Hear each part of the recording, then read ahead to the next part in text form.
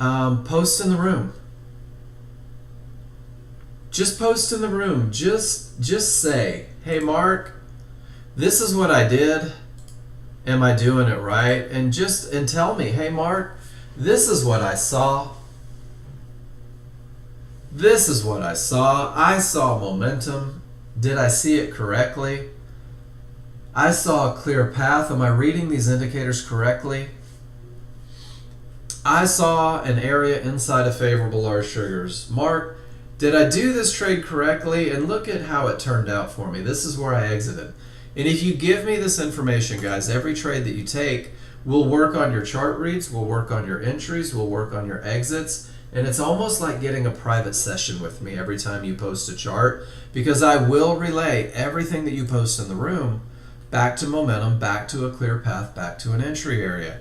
So post in the room, post lots. And then also use your spreadsheet. Nexgen gave you this spreadsheet. I'm going to give you mine. I give you mine every day because I want you guys to be successful. I want you guys to be able to do exactly what I teach every day so that you can find the success that you need. So I'm going to put a whole list of things in the room right now for you. And one of them is this spreadsheet, guys. The spreadsheet's just a trade journal. Every time you take a trade, you're going to put it on this first page and you're going to say, this is what I did, this is how I felt, this is what I saw, and this is the feedback that Mark gave me. That is the first tab, guys. Copy of my tracking, real-time performance every day. And you're going to use that because that's the path, right? You've got to track your real-time performance. You've got to begin to recognize these patterns. You've got to get that feedback.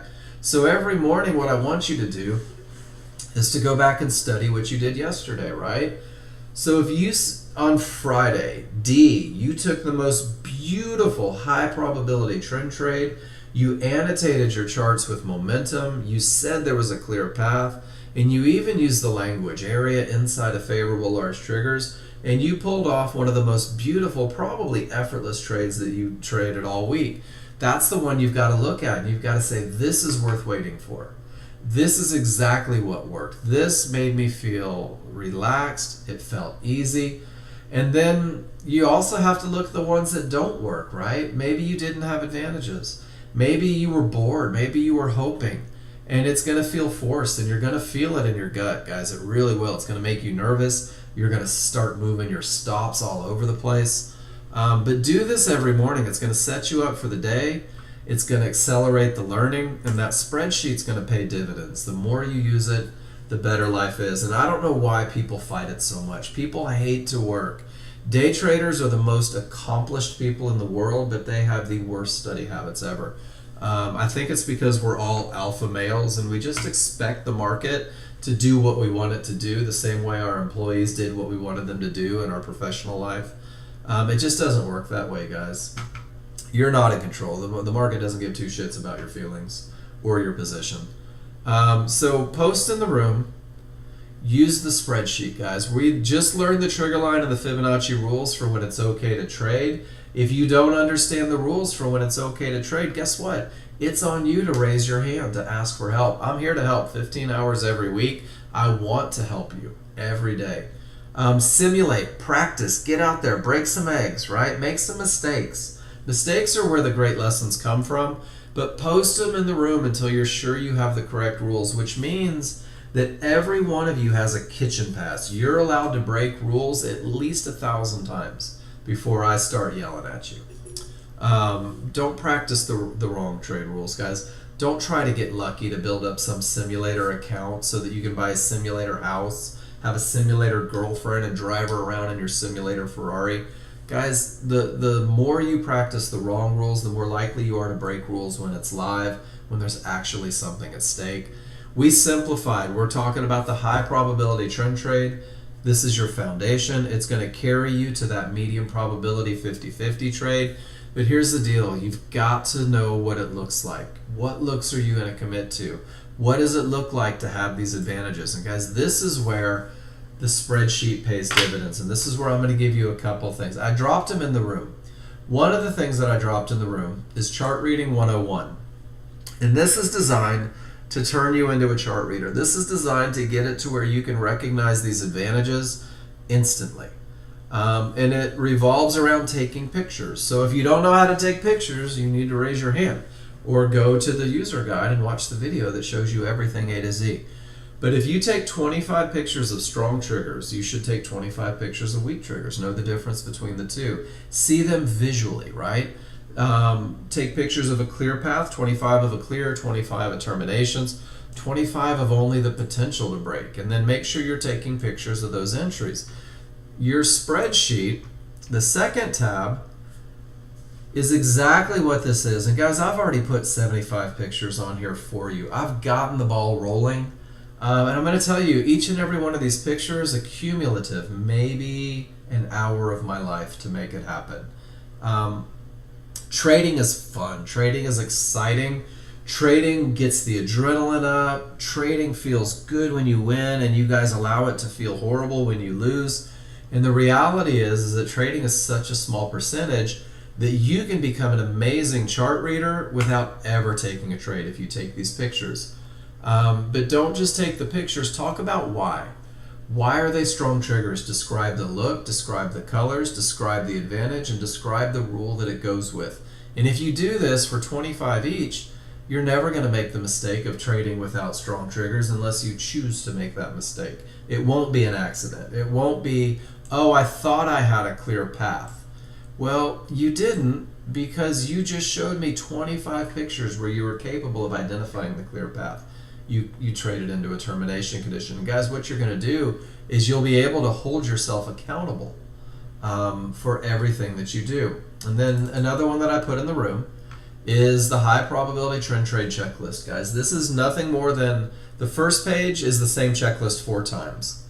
And this checklist is designed to allow you to police yourself, to know exactly what it takes to get you into the market. This is the highest success trend trade checklist, guys. Is the market coming from a strong top or bottom? You can take it without. It's still a high probability trend trade, but that strong top or bottom, that no triggers through termination that reverses the market, is going to set it up to be the highest possibility. Do I have odds favorable momentum? Are there no terminations? And notice the language. Did I have an area inside of favorable large triggers? Nobody in the history of this checklist has marked yes to all 4 and done worse than 70%. And typically, I think there was a guy that went and back tested it over 400 days and came out right around 84%, 83.2 I think is what it was. So guys, this is how you can build success while you learn to read your indicators more accurately. And then if you go to the second page, it defines in pictures what the rules mean. Well, this is a strong bottom. And these are strong triggers, and of course these are weak triggers. And I have to make sure that I know the difference. And that's a termination condition, and that's only the potential to break, but that's what it looks like broken. And I have to know the difference, guys. There's my entry short, my entry long. So this one is designed to give you something to police yourself with. Every time you take a trade, you'll know exactly what it looks like. When you go back and study these looks, you'll know exactly what it looks like. And all that leading you up to what we call the KISS plan, guys. In the KISS plan, I'm making sure what I've dropped in the room, guys. In the room, I've already dropped the high probability trend trade checklist. I have dropped in Chart Reading 101. And now I've dropped in the KISS plan. You also have a copy of my spreadsheet, and you even have a copy of the PowerPoint that I used to teach the class in the first hour. When I tell you that I'm going to give you everything that you need to be successful with the software, I'm not making stuff up. So guys, this is the KISS plan. And the KISS plan is designed to be a stepping stone in your learning journey. The KISS plan is the beginning. The KISS plan is the foundation. The KISS plan is a little boring, I'm not going to lie, guys. It's about as vanilla as it comes. But the KISS plan is designed to optimize your chances of success with the high probability trend trade.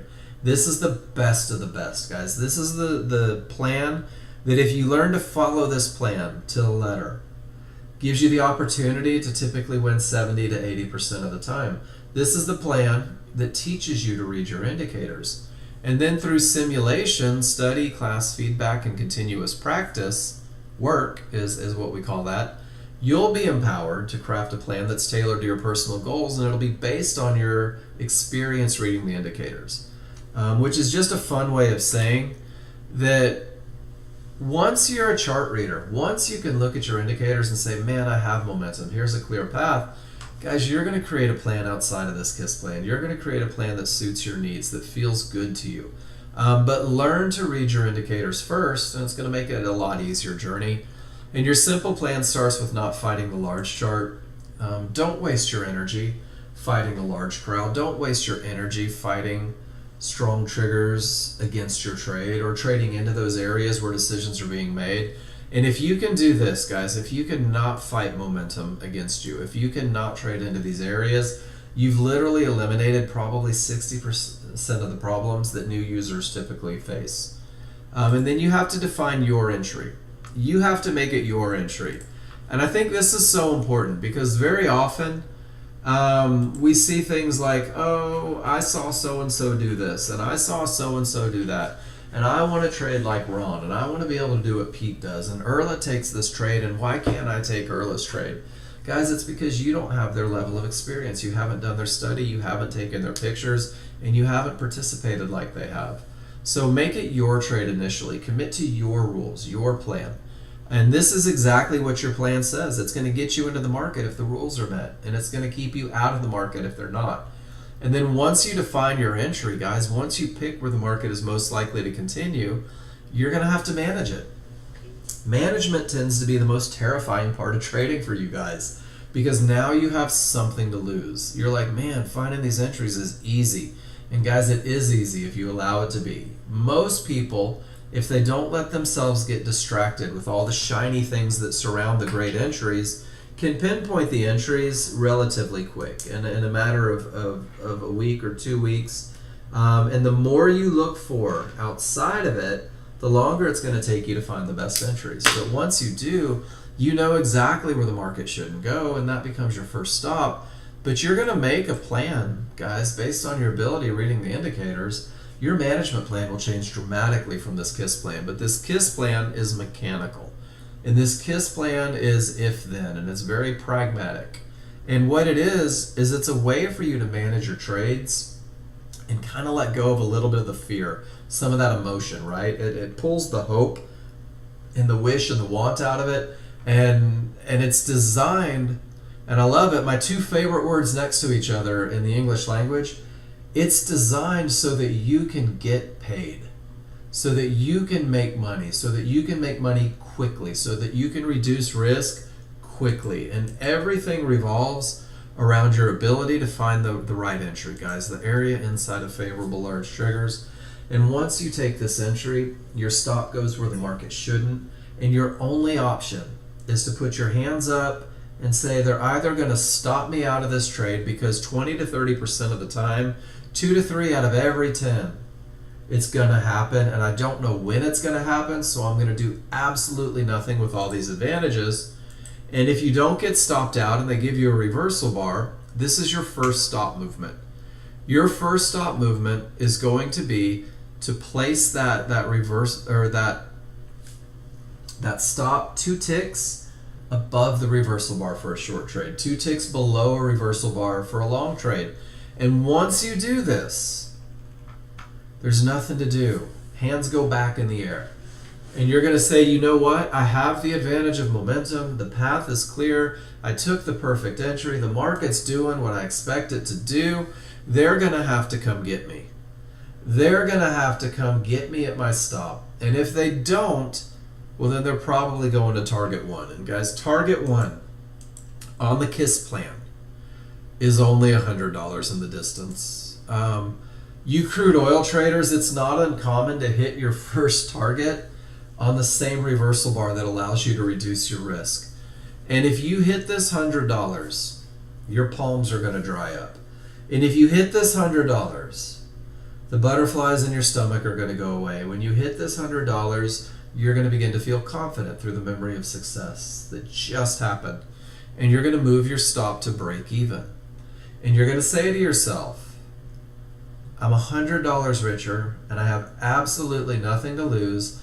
I'm going to sit on my hands I'm going to fiddle with the Rubik's Cube, and they're either going to stop me out break even, or all that momentum and clear path is going to carry me to my second target. And once again, guys, the KISS plan is designed to get you paid. The second target is only $200 in the distance. And it's not uncommon to see these trades fail, to ultimately go the other direction, and you guys still capture $300 in it. And $300 feels good, guys. $300, if that's the best you do every day, is a $75,000 year. Being a day trader is not about taking the most trades or being the risky or being able to outthink anything or anybody. Being a day trader is taking an entry when a statistical advantage is present and then using that high probability entry to get paid, guys. And that's exactly what the KISS plan does for you. It is designed to develop trust. So as you learn it, there's an entry sequence, long and short. There's that very mechanical management. This is where I pull the pictures for class every day. And there's almost 400 pictures of you guys taking absolutely beautiful trades, of you guys embracing momentum, of you guys taking those great entries, of you guys not trading in determination conditions. And all of this, guys, it's very doable. And once you're good at this one, give it a week or two to learn those 3 very basic concepts.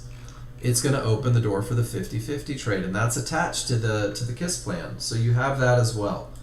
And then the final thing that I put in the room, and I think this is important to share, because one of the biggest things I see taking outside of taking the wrong trades, one of the biggest reasons I see new users not making money is because they refuse to get paid. Is because they believe that every trade has to be a home run. They believe that if there's a line $1 million in the distance, then that's their line because that's where they want to get paid. And once again, and guys, I know all of you watch Ron C and what he does in this room. $110 a trade, more contracts, not more trades. 110, and goals met typically every morning by 10:30 a.m. And this is the daily goal, guys, times 252 trading days a year. One of the things that most people, and if you read this, I'm going to give you the PDF right now. If you read this little easy read, 101 pages I think it is, called Emotion-Free Trading, one of the things that's very true for most people is that they're not accustomed to making $400 or $500 a day. They're not accustomed to making $200 or $300 in a matter of seconds, and you've got to work through that. The same way you've got to be able to learn to read your indicators, you've got to figure out how to be okay getting paid and making money. And you've got to accept that you are going to be so good at what you do that when your rules are met, it's almost like cheating, people say. You'll be able to make money at will, right? So what you're going to do is you're going to set pretty easy goals in the beginning, guys. And if the best you can do is 2 break-even trades, right? $100 break-even, and you do that twice, you've literally added $50,000 to your income every year. And then as that grows a little bit, one high probability trend trade that goes to completion, shut it down, 75 grand, guys. You're in 6 figures at $400 a day, only $200 a contract, and you find yourself at $250,000 at $1,000 a day. But the key is to build up to it, to let your profits take you to the next level. And then, guys, there's trade copiers. John's got programmers working on it right now for when the funding business opens.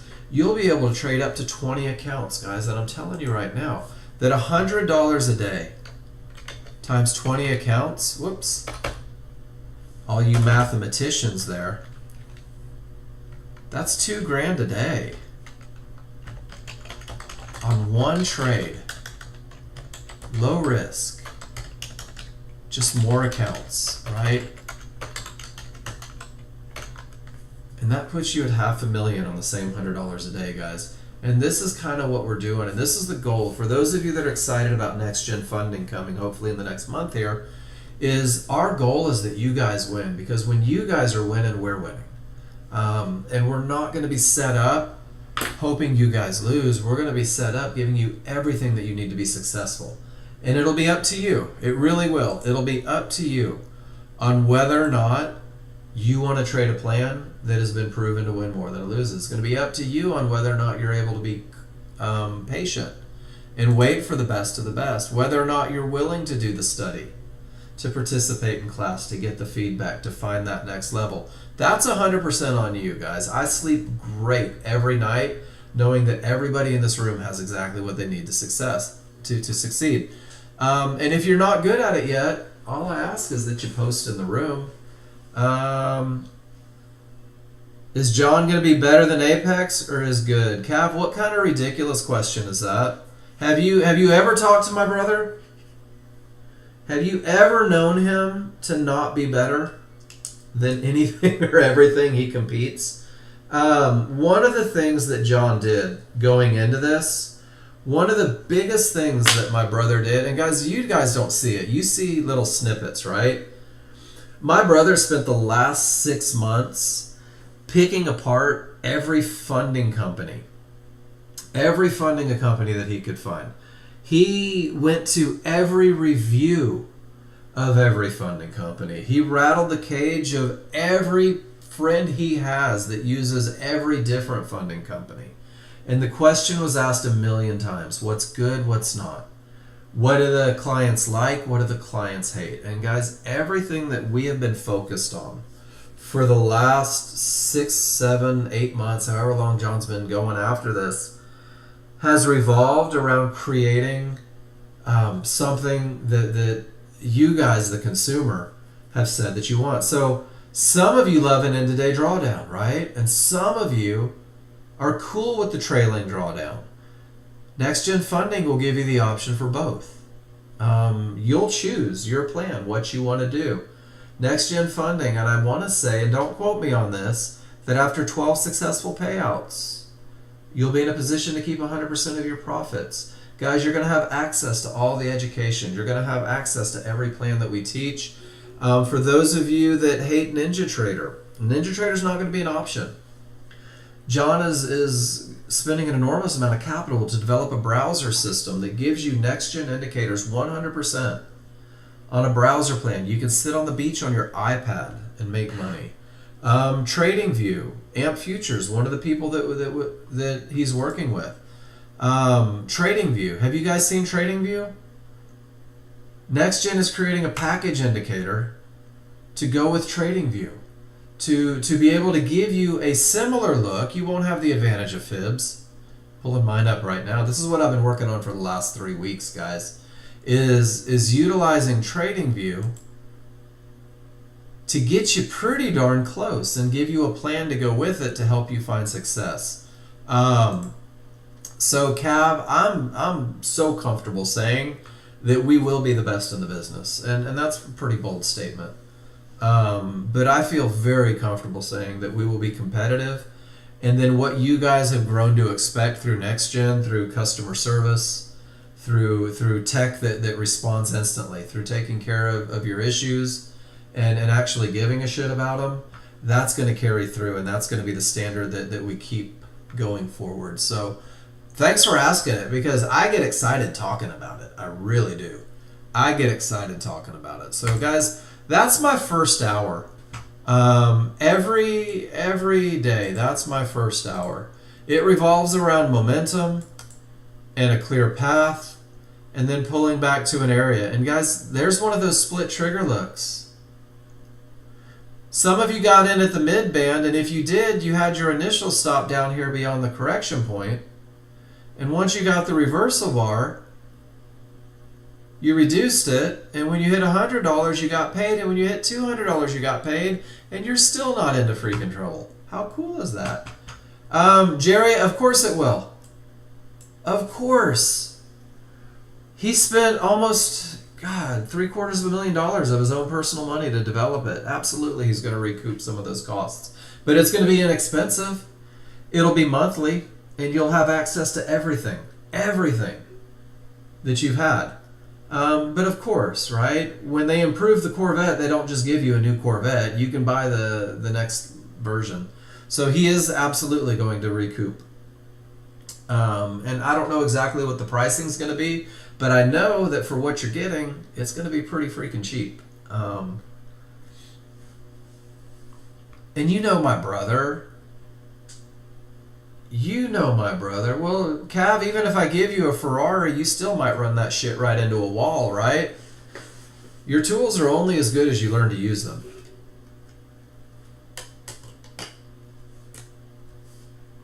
I know you are.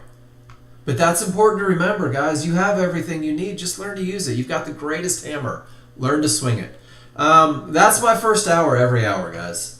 Every hour we talk about rules. Every hour we talk, that first hour we talk about how to study it.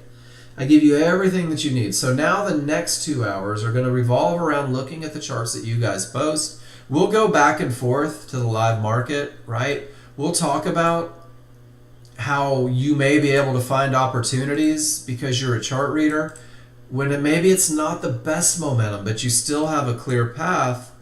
Uh-oh. I think I'm about to kill. No, I'm dragging it too much. I'm about to lose Ninja Trader. Son of a gun. What a great time to take a break, right? It's spinning. It's fighting right now. There it goes. I knew it would. Jerry, yeah, Ninja Trader's not going anywhere. And guys, Ninja Trader's an outstanding platform. But Jerry, I don't believe that you'll be able to participate in the funding company on Ninja Trader. In Cav, usually when you lose connection, it's your data. It's your data provider more so than Ninja Trader. Or your internet. If your internet's doing wonky things, I've had that too, where my internet wasn't doing what it needed to do that day, and I would find myself getting bumped. Every now and then, internet is great. I don't know. So one of the things I do, and let me share this with you guys. One of the things I do, if I feel like I'm having trouble that feels like Ninja Trader, guys, the first thing I do is I go through all of the rigmarole of making sure that I'm starting fresh and doing great things. One of the things that you can do as well is, let me pull this up, is from the resources page 4 times today. Jerry, do you do all of the stuff where you clean out and do all that? Okay. So one of the things that I'll do, guys, when it just doesn't feel right, and I do this once a week just by default because I like to start fresh. If you download the indicators, it'll overwrite anything that may have corrupt in it. So guys, if you're crashing 4 or 5 times, you've got something corrupt. Overwrite, start fresh. And one of the things that it does as well is it will repair Ninja. It gives you the opportunity, and Ninja Trader will run through, self-diagnose, and fix anything that's broken. And the whole thing where you go through deleting old charts, templates, workspaces, starting from ground zero, takes less than 15 minutes once you do it a couple times. But this is how I start my week every week, with the absolute freshest, best, rebuild 100%, rewrite, nothing corrupt, let's go kick a little butt kind of beginning to Monday.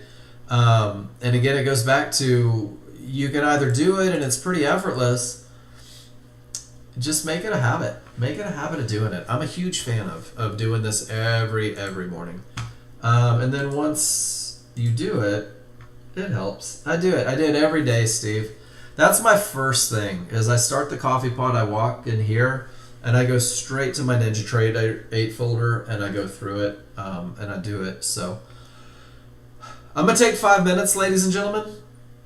When I come back, we are going to start looking at all the charts that have been posted in the room. Just a reminder, and I like to throw this out before I come back, that's that crazy, when you come in on a Monday, guys, if your charts ever look like that, reload all historical data. It's a weird Monday thing for whatever reason. One of the things that I ask you guys to do for me, because my job is to give you feedback and talk about everything, but more importantly, it's about talking about your reads, right? I can look at any chart you guys give me, and I can probably tell you exactly what's going on in that chart. I can identify the advantages. I could show you the best entry. I could show you where your stop goes and smart exits, all that sort of stuff. But guys, me being able to do it doesn't do you any good.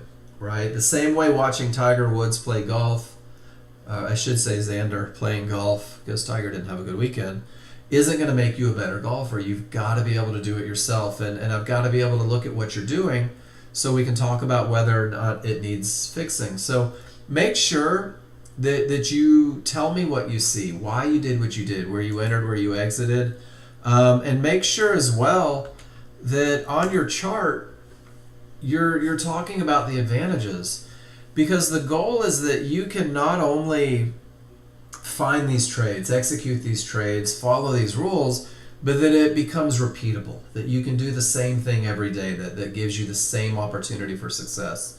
And that's why annotation is so key, guys. I say it's for me so I can give you the best feedback, but let's be honest. I can click on Cav's chart right now, and I can say, all right, Cav, your chart had divergence from a 1-to-1, which on the NASDAQ can be a little problem.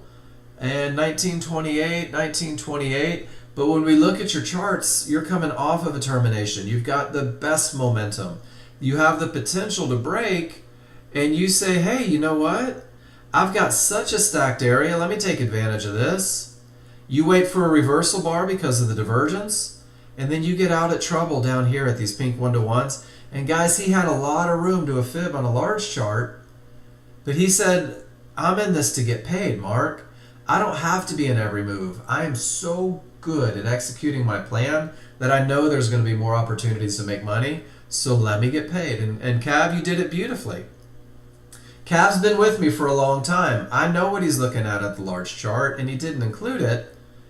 But he knows that I'm going to say, Cav, did you notice the divergence from the 1-to-1s? And he kind of did a little, hey, check it out, Mark. I saw the divergence from the 1-to-1s, so I waited for a confirmation bar just to make sure. And then I knew that with this level of momentum, the odds were favorable for me to get paid. And Cav, this is a beautiful trade. And Cav knows exactly why he waited for confirmation. And he knows exactly why I exited. And he can repeat this every day and keep making that money. Guys, that's $550 right there. That's $250,000 a year. Cav, great trade. Thanks for letting me use that as an example. Ron's about to tell me that I stink at going away. He's absolutely right. So we'll leave you guys with a 50-50 on crude oil from a bad bottom. You made your 8, gonna go where life lives. Amen, Ron. I'm telling you, when I grow up, I want to be you. Guys, I'll be back in 5 minutes. Go stretch your legs. Talk amongst yourselves. I'll be back soon.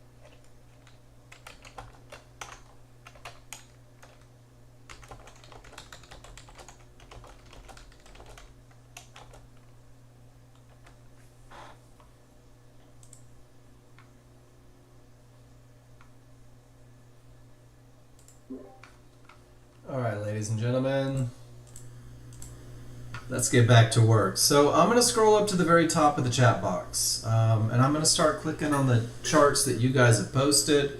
We're going to talk about momentum. We're going to talk about clear path. We're going to look at entries. We're going to look at exits. So one of the things that happens is I have to scroll up to get to the beginning of the day. So I actually have to go back and forth to reply. Another reason that you guys posting on the chart why you did what you did is so effective, because it lets me come in and see what you're doing. So today is Monday. So there's a pretty good lineup coming through. And I'm going to go through and we're just going to talk about the very basic lessons, guys. So Joel gets us going, and Joel says, in here with what looks like strong type of momentum. Just here to learn and participate. I love it. So Joel, the one thing that I'm going to do is I'm always going to go back to lessons. So when you guys post in the room, hey, check out this momentum, right? I'm going to go back to that darn picture that says, all right, let's discuss exactly what it looks like to have momentum. And it means that the small triggers are up and above the large triggers, that there's space between the small and large. And it's that space that lets me know that momentum is present. So if I look at this chart, there's a lot of things that I notice. I notice, one, that the small triggers are not above the large triggers. I also notice that there's absolutely no triggers through resistance.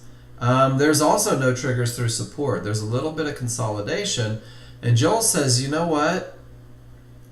Resistance held and support held. And now I've got that same wonky look where it held last time. Joel, do you see how it looks the same as it did the one that created the huge bounce? But Joel says with every chart now leaning up, with every chart going that direction, and I love that you put this, he says, I'm willing to take a shot. And that shot worked out beautiful. So Joel, it's a nice trade. It's void of momentum and it's lacking a clear path. But you waited for all of your indicators to agree, and sure enough, things worked out. It's crazy how that works. And then Andy, great bottom, gap theory. So termination, everything sucking up, gives you odds favorable, clear path. And this is NASDAQ, guys, and NASDAQ's a runner. NASDAQ overruns. And then, Andy, do you notice that you had a divergence? You had 3 divergences in the same price range, and sure enough, it pushed it lower. Your large chart said, but Andy, we're more likely to go up if you want to take a shot against the colors, if you want to take a shot against 3 divergences, if you're willing to trade into that termination condition, wait for a close on the correct side of the triggers. And you're right, you could have been bought there. Or you could have just said, I've got 3 divergences from a fib and everything rolled and I choose not to take it. Just depends on what your plan is.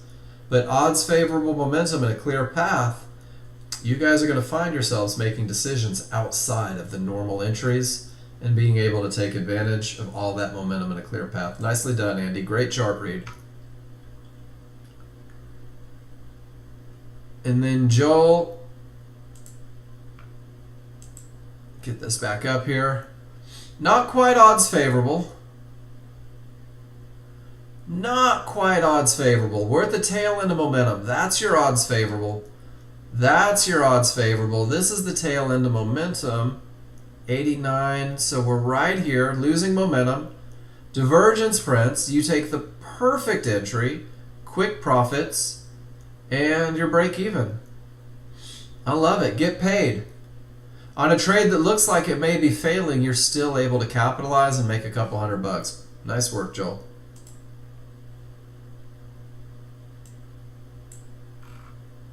Good morning, Miss Cindy.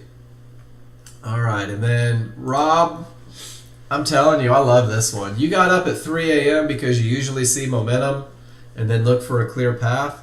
And all you're noticing right now is that divergence is holding and lower divergences and triggers aren't agreeing. And you said, dag nabbit, I woke up at 3 a.m. for nothing.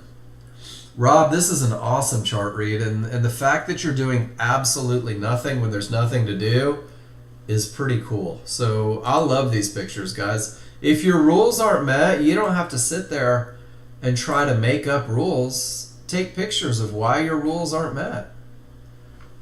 Say to yourself, I don't have momentum. My path isn't clear.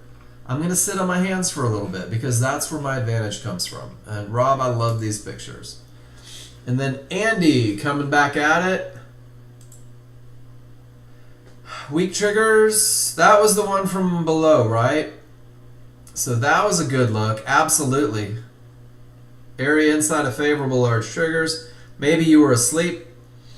And then we come up here. I don't know why you circled this tail directly into resistance. I'm not sure what this circle means with weak triggers. And you're waiting for that next one. And I don't think it came to you. One thing, and guys, I can't make you do this. But one thing that I see, and I don't know if this was historical. Was this you going back and looking at it later, Andy?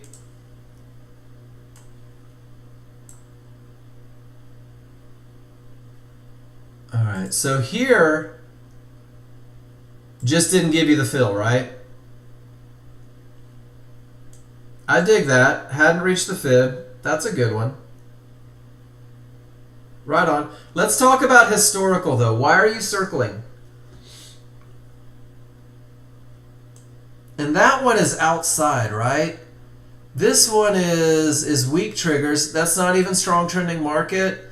And no areas inside of trigger lines. Definitely a confirmation look. And then here you're looking for a mid band, even though it's on the wrong side of everything, because you're starting to get that strong trending market. I like it, and it just didn't get you. Guys, be careful when you start circling things and convincing yourself how much money you could have made if you only would have broken your rules. And that's not what you did, Andy. But I see that a lot. Man, if I would have just jumped in right at a fib, I would have made $1,000. And always adherence to rules. And you were just waiting, a little pre-trade picture, and it never came to fruition. And that happens sometimes. Sometimes it's just not your money, and that's exactly what he put. MMM, not my money. And then when I told you guys will develop a plan based on momentum, here's a good example of it. Everything says up, the path is clear, and Ron says, I can just jump in and jump out, make a little money, and then get the hell out of the market. I'll come back later for the next one.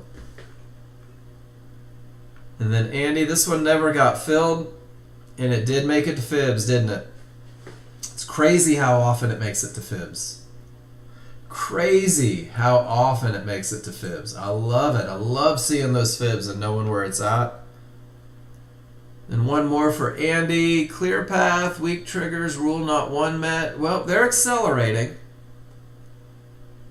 And the path is clear. And the mid band was right here, right? That was your mid band. You get in, third lower divergence, 1, 2, 3 divergences in the same price range, and sure enough, it pushes down. Worth giving a tick.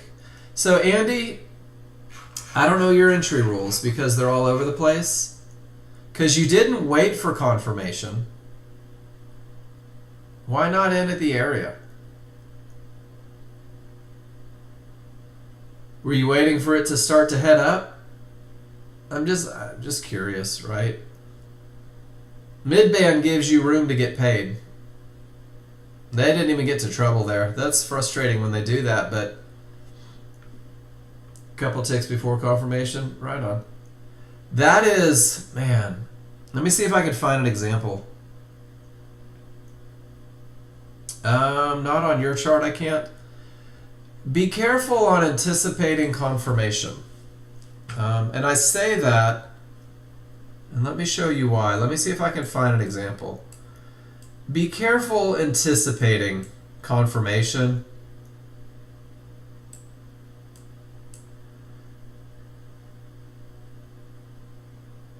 Because, and this is why right here, and this is probably a great example of it, is right off of this mid band. You probably got 1 or 2 ticks below the reversal bar. So when you anticipate, and I say this, Andy, because I've been hurt before, I'm like, man, that reversal bar is imminent. It's going to happen. And I find myself in right at the top of that bar, and it does the full crash move. And it stinks when that happens. And it usually comes from trying to anticipate confirmation rather than letting it actually confirm. And Pete's absolutely right.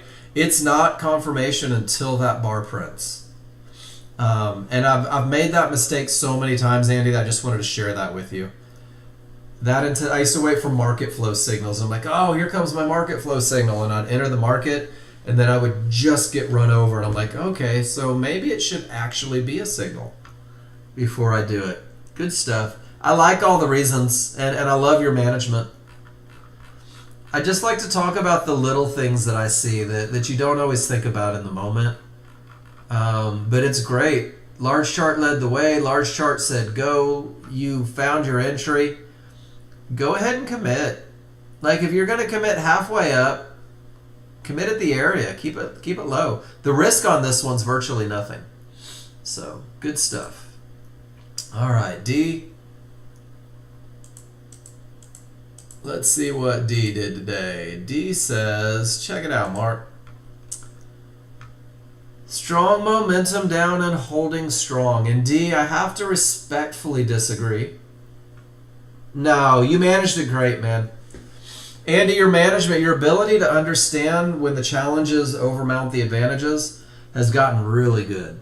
And that's what allows you to fudge a little bit, if you will, and still come out on top. So, Miss D, I have to ask, do we really have strong momentum if the small triggers are inside of the large triggers?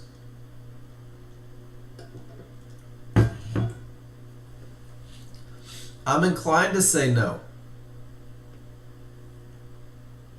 I do have a clear path. So one advantage is gone. I don't have odds favorable momentum, but I do have a clear path. And you do have resistance right here at 12. But you do get in at the area beyond the correction point. And you're in a market that is absolutely screaming down. And I don't disagree with this entry. Triggers show strong sell momentum. I don't know. It's interesting what we'll write on our charts to make sure that we get into a trade. And D, I hope that this didn't rub you the wrong way. But Friday I took a picture of this because I want everybody to see this. And this is human nature, right? This is human nature. Odds favorable momentum, strong triggers, large triggers above the small triggers with space between the scissors, rule number 1 met. Look at how thorough you are describing your advantages. Clear path, small and large triggers broke resistance, space to the next price, rule number 2 met. You're like, Mark, there's no question in my mind what I'm looking for. And then you even use the language. Entry at a pullback at an area inside of large triggers. So there's absolutely no question that you understand exactly what you're looking for. And then it's very different on this one. And I'm not saying that this isn't a trade. But D, let's talk about it. And this isn't just for D, guys. This is D having the courage to post a chart and knowing that here comes Mark. If you say strong momentum down, what you're doing, D, is you're telling yourself that this is your look for momentum. Does that make sense? When it's actually not. So it's okay to type on your chart, and this is what we seem hesitant to do. So I'm going to re-annotate this chart for you, because I'm not telling you don't take the trade. I'm not telling you shame on you, D, doing that disappointed grandma thing. But watch this. Large chart has weak triggers and a clear path, but it's 30 plus bars and multiple broken areas, this market, I can't type. This market is strong into its trend. Is that fair? Because I think that's probably what you were thinking. Absolutely. So write it. Because what it does, D, is it sets a precedent. Because now every time you look at your chart and you say, man, those are some weak ass triggers, I don't like that. But I've got nothing in the way and this market is screaming to the downside. And then triggers show strong sell momentum. That doesn't even mean anything. You made that up, right? So watch this. Then you're going to love this. This is how trading plans are built. When the market is trending strong in one direction and my path is clear, and that's such a key part, I will sell the freaking mid-band until it stops working. So what you just did, D, is you described the conditions on the large chart, and you said to yourself, and you probably heard this in class, which is exactly what you were thinking, I'll sell the mid-band until it stops working. Because you've been around long enough, D. Does that sound familiar in a strong trending market? And this is human nature. To begin to justify when you know you're breaking your rules. And guys, what you might be doing is creating a new set of rules for yourself. In a strong trending market, sell the mid-band until it stops working as long as the path is clear. And D, you did it beautifully. And then Pete said you could just wait for a confirmation bar. You could have just waited for that reversal bar and then capitalized on it. And there's two ways to do it. It's not the best trigger look, but it's certainly a strong trending. Actually, it's not because of the reversal bar. But, you know, at least then you're turning it into something. And Pete, I think, is right on. With the weaker triggers and a clear path, it's okay to pay a little bit for confirmation. But annotation, if nothing else, even if you break your rules, you take a trade, go back and annotate what you saw truthfully. Because you might be creating like this brand new plan that really just suits your needs. So D, thank you for posting that, because it turns into a great lesson. Guys, every trade, even the winners, there's lessons, whether it is annotation, whether it's entries, whether it's exits, right? Pete says, same thing, here's your strong trending market. The smalls are riding the back, the path is clear. And he said, you know what? I'm just going to jump in on the right side of these small triggers. I'll keep minimal risk on it, and with this look, maybe it'll go. And sure enough, it did, right? And these are the only question I ask on these is, where was your stop? Because there's no areas protecting you. You've got divergence. You've got weak triggers. Where did you place your stop? How much were you willing to lose? And Pete's done this long enough. He says, you know what? I'll give it $100. I'll give it $200. And then the flip side, Pete, is a little bit of your own medicine, right? Well, why not wait for the confirmation bar? Why not wait for that reversal bar going up? It's a one tick difference, but now you've got a very decisive place for your stop, right? So either way, just beneath large triggers, it's a pretty vague term. For some people, just beneath is right here, and for some people, just beneath is one or two ticks, and it looks like it got 2 or 3 ticks. So, guys, all you have to do is know where you're willing to lose, right? And Pete knows that. Pete knows exactly where he's willing to lose on this trade. And he also knows exactly why he's willing to enter. And I think that's the thing. But Pete, these are one of those ones where I almost take a little bit of the advice that you gave D. Is why not let it head back in the direction? This says it's going, right? This says it may go a little lower, and it could go to that mid-band. Let it. Who cares? I'll catch it on the way up and ride it. Great trade, Pete. It's fun how everybody starts to see things just a little bit differently, and everybody starts taking trades just a little bit differently, and it really kind of reinforces the idea that you will develop a plan based on your ability reading the indicators. All right, Andy. Andy had odds favorable momentum. Andy had a clear path. Andy had an area inside of favorable large triggers, and Andy got stopped out just beyond the correction point. All right, I need help in class here. What did Andy do wrong? How did Andy manage to screw this one up with odds favorable momentum and a clear path and an entry in an area inside of favorable large triggers? Can anybody tell me what the hell Andy was thinking to take this loser?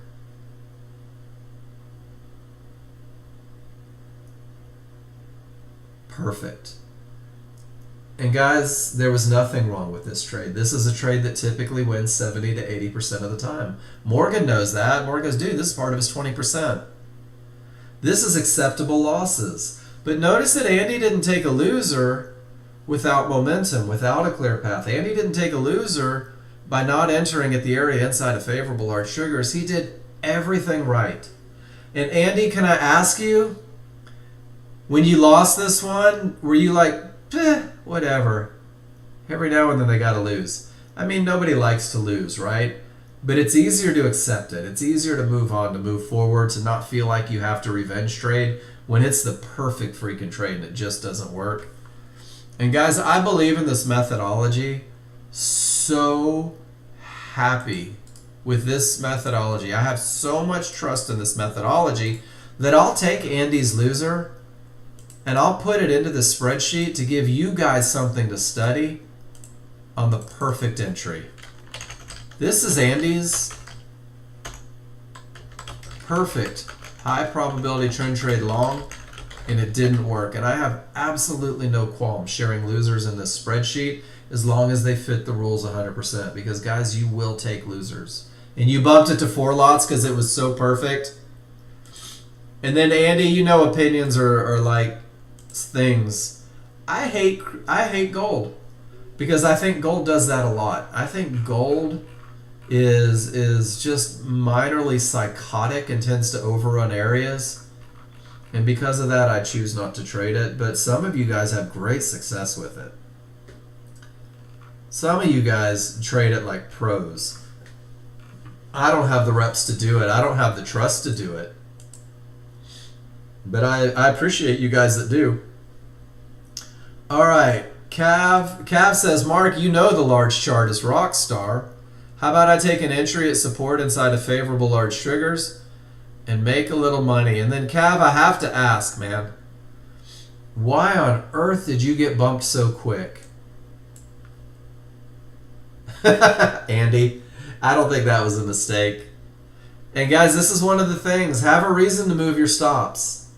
If you move them arbitrarily, they're going to come get you. $200 profit from 33 to 36 is 60. So that's a $120 trade.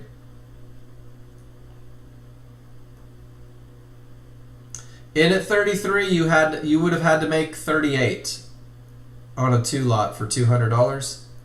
Got out early. But see how we'll annotate what we wish it was? That's okay. You got out early. You moved your stop. Because of the bounce on the small triggers against you? And this is one of those things, guys, where you could start these annotations, right? In at the area, because the small triggers are so far away, when it hits the small triggers, I know that it can create a bounce, so I'm just going to make sure that I get paid. That's awesome. PA goal early. What a great feeling. It's a beautiful entry, Cav. A lot of meat on the bone, but that's okay. You got paid. $120 3 times a day, guys. That's 75 grand a year. I feel comfortable saying that's not a bad living for a few minutes of your life.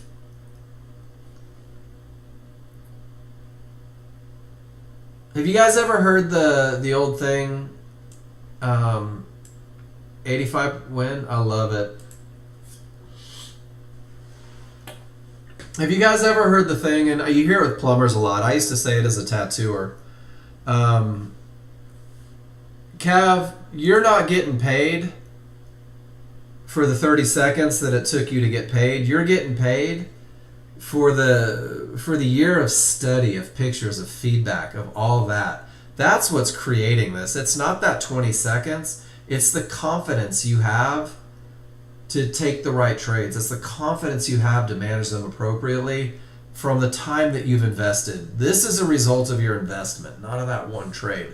And I think it's so important to remember that. It's the result of the investment. The time that you put into it. And Cav, you've put in so much time into this one. You've put so much time into your trading, and you spent so much time in this room. And I am tickled pink to see you getting your results and your 85% wins and making your money on your PA account and doing everything the way you told me you were going to do it a year ago, 6 months ago, whatever it was, right? So rock on, man.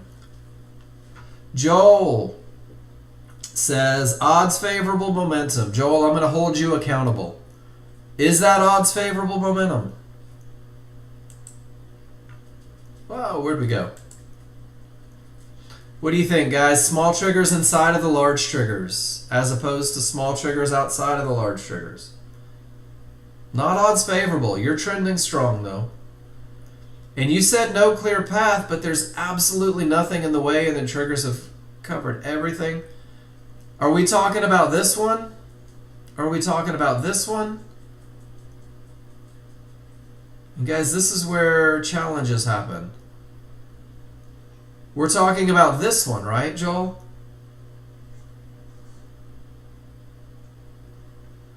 At 92, 92 is, where the hell is 92?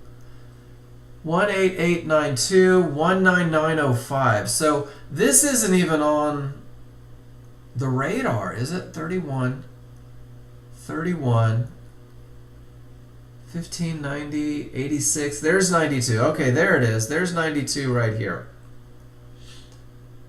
So, strong trending market, clear path, mid-band inside of triggers.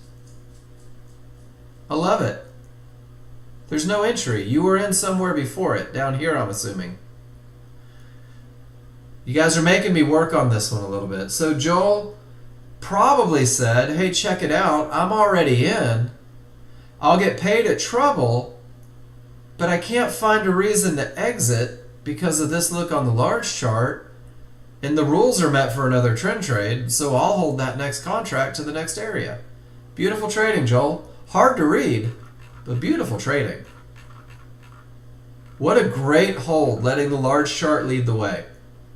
I dig it. All right, Jeffrey Dean.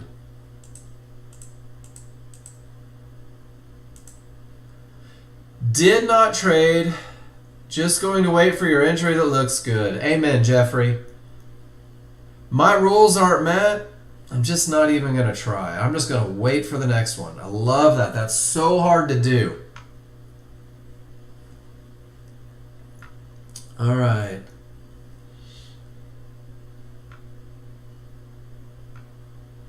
So, all right, Paul, I'm going to try and work through this one. Man, Jeffrey, what you're doing is the greatest thing ever for patience, right? And I think I said that earlier. Guys, if your rules aren't met, take a picture why they're not met. And then, Jeffrey, the only next thing would be is to say why. Why didn't you take this trade, right? What was it about this trade that said, hey, no way, not me, not doing it? Because then what you're doing is you're building a mental database for the other side of the coin. Not only do you know exactly what it looks like to get into the market, but you also know what it looks like to not get in. Yeah, go through, type it out. You'll be amazed at how much that helps typing out why it's not your trade.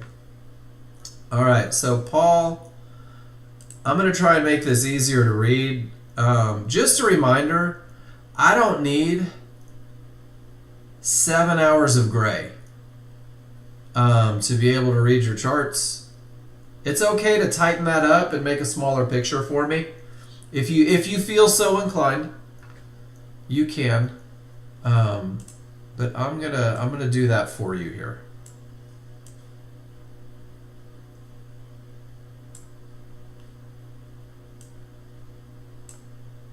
That's so much easier for that one little spot, I think.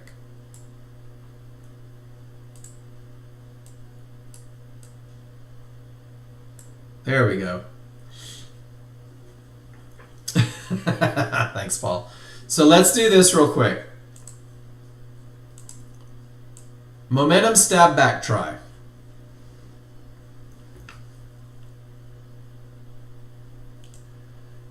Do you have odds favorable on the small chart? And Paul, you're going to like this. This is a lesson that my brother gave me. And I love sharing the lessons John Novak gives me. Whoops. With you guys. I don't have momentum on the large chart. I got a bunch of arrows I didn't need. I don't have odds favorable momentum on the large chart. And I don't have it on the small chart. So when we're talking about these momentum trades, Paul, there's two things that are so important. And that's odds favorable momentum, both charts. My brother used to tell me, dude, if you can't show me odds favorable momentum on 3 charts, you don't have a momentum trade. You have a weak trigger trade. And then what happens is one of the rules for the momentum trade, Paul, is that the smalls break the area. So I think you got excited a little bit, and that's okay. I do too sometimes. And because you couldn't find an entry here with higher divergences and no areas inside, you're like, oh, you know what? I'll anticipate the breakout. But man, that momentum trade on a breakout, it relies on momentum. And the small triggers have got to bust through that area and then take the pullback. So this is what happens when you start adding another trade, guys. You're going to make mistakes. It's totally cool. And then this is why posting in the room is so important, because I know the rules. And I'll say, hey, Paul, man, I know exactly what you're doing. I understand why you did what you did. Everything's cruising, and you're like, oh, I'm going to anticipate the breakout of the area. But you forgot the momentum on your momentum trade. And then the small triggers breaking through becomes a really big part of it. And if you go back to the rules, pinpointing entry while looking for specific indicators, small triggers at or beyond. Beyond is always better. So good stuff. But guys, I'm telling you right now, you're going to try new stuff. You're going to try new trades. And sometimes they're going to work, and sometimes they're going to not work, and sometimes they're going to be perfect per the rules, and other times there's going to be little fudges on them. And that's the beauty of Simulator, of working through these new trades, is you can go through and you can make all the mistakes, and every time you do, we have a conversation.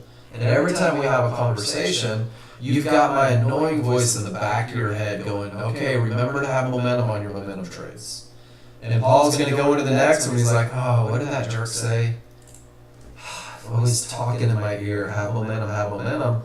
And maybe it'll get him into one, and maybe it'll get him out of another. I'm not sure. All right, Jeffrey Dean saw the third divergence, set the entry a few ticks above, got a quick 100. All right. Which divergence? The third divergence? I got you.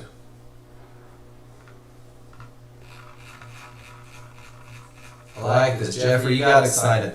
So I'm going to show you guys something when we talk about divergence. And Jeffrey, I don't know that you've ever gotten this lesson, so this is a good one for everybody. When we talk about 3 divergences in the same price range, I'm going to go back to, whoops, I want to get both of these. Because I want to look at both charts. Because I'm going to coordinate a large chart lesson to a small chart lesson. So on the large chart, when all the triggers get below, the area is broken, right? And then we wait for the next area. And then when all the triggers get below, the area is broken, and we wait for the next area. Jeffrey, you're good at that. You're good with termination conditions. I like that. You're even good with the 3 divergences. But I'm going to play the exact same game. When I have a divergence and the smalls and the large get below it, I'm going to reset. So what happens is once the small and large get below this divergence, that was your second divergence, we start over, and then this becomes my first. Does that make sense? Absolutely. And then Jeffrey, your large triggers are still down, and your small triggers are up. So I don't have momentum.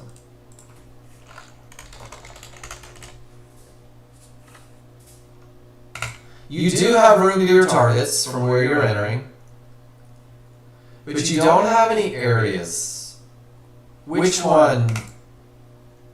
About the divergences, or when the triggers don't match, you don't have momentum? Because I'll say both if you want me to. Triggers? Well, which one? The divergence. Okay. So Jeffrey Dean, the small triggers are green and the large triggers are red, right? You can't have momentum because one of the first lessons we talk about is all the colors have to match. And that's kind of a cool little safeguard. When they don't agree, and the large chart drives you, amen. And then you traded directly into, not your trade, the market pulls all the way up to resistance. And see how the large triggers don't follow? It's a gap theory, right? So we're not taking any longs until the gap is closed. And I got to tell you, Jeffrey, your entry is freaking amazing because it's literally a pivot stop out at the synthetics after the gap theory, and you exit quick. Is it a high probability trend trade? God, no. But it's a pretty cool chart read. But you don't have momentum. You're not trading from areas. But your thought process was, and this is what I really want to applaud, is that the large chart changed direction. You thought the small chart had the term, right? And you were looking to go from the term up, which is good. It's a good one. It's a great thought process, Jeffrey. But how many times is it going to win? And I don't know the answer, and I don't expect you to know the answer. So the idea is how many times is this one going to win? I do know that Ron has a trade that right after the second divergence, trying to capitalize on that little move right there, right? But do you see the difference? The smalls are above the large are rolling, you just had two divergences, compared to small triggers against the trade. Large triggers have rolled against the trade. Small triggers are on the wrong side of the trade. Do you see the difference between trying to get in right at the roll to test the area versus getting in when the small chart isn't helping? And this is where you'll time it out a little bit over. When these large triggers are green, you have a better chance. As soon as they go red, you begin to lose the advantage. Does that make sense? It's a really good chart read, and the fact that you didn't hold on for dear life makes me happy. But when you got in, every indicator on your small chart was facing down, as opposed to having the trend, having the large triggers roll, stuff like that, and then looking for the opportunity there. So just a little bit of awareness, I think. But I like where your head was at. But it's okay to keep it really simple until you're consistent. I feel like sometimes we need permission, right? Because your brain says catch every move in the market. Don't miss a move, because if you miss a move, you're not going to make any money. But the reality is that once you have the move that wins more than it loses, and that typically is when everything agrees, it gets pretty easy to trade with that momentum, to trade with that clear path. And once you start to believe in it, talk to me about that exit, Morgan. At 25, you're supposed to have more testosterone than this. So something to think about, Morgan, on management.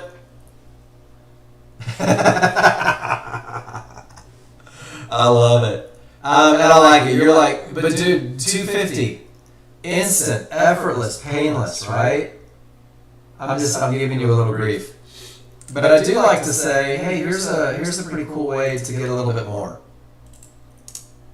And I'm going to show you exactly what I mean. No, I like it. So one thing that Ron does, and I'll help you with it, is from entry to exit. It's still inside that range. He wants 110 per contract. Why does he do that? Because he's still got to make money. And that's fair. I like it. Nothing wrong with that at all. The cool thing is, and you'll begin to trust this a little more as well, is that as long as you don't get a close on the wrong side of these triggers, it's going up. So what you may start doing is right here, is you take 3 to get that quick hit to feel good. Let one run to the target. Just one. And then eventually you'll begin to grow. So embrace get paid. I love it. Get paid, get paid, get paid, get paid. But this is one of the great things, and I don't know if you're on Sim or Live, and when you're testing something new, Sim is a great place to do it. Start to build that confidence. But look at your large chart. Is there anything on your large chart that says this thing is going down? Not so much. That adds a little fuel. I love the trade. I like that you're trying new things, and I like that your mindset is getting paid. Yeah, great. Dude, I blew out. I killed 5 Apex accounts trying to recreate what Ron did when I should have been on Simulator. So good for you for being smarter than me. Half my age, twice my brains. I love it. Good stuff, man. Momentum and clear path for the win. I love saying that. I love saying momentum and clear path for the win. Momentum and clear path for the win. Because if you say it enough, you start to believe in the idea that momentum and a clear path creates wins. Cass says, check it out, Mark. Everything says up from a strong bottom. Divergence prints, he waits for confirmation on the momentum. And just boom, out of trouble. Get paid. Get paid, get paid, get paid. Great trade, Cav. Steve Diego. Steve Diego says everything is strong, small, large triggers blowing through fibs, clear trouble, clear path, piggyback triggers, not quite. And I love this, break the area and then trade from it. Break the area and then trade from it. Oh, I see you guys. This one, it's not. Not at all, Andy. Everything says down the path is clear. He lets price break through all of his trouble, and then he sells the pullback right to the area inside of triggers. He's got areas protecting him. Yeah, it is. It's very much a JTFI trade. And then quick profits. You get paid quick on the first one, and then you're out on the reversal bar on the second one. Steve Diego, great job. Trading from areas pays dividends. Paul W. Remember when I said let it get through? And then look for it, right? That's a good example. Let price break through and pull back. It's so much easier. But yes, Andy, everything that Ron does is just jumping in with a reason. Jumping in with a reason. That's the key, is do you have reasons?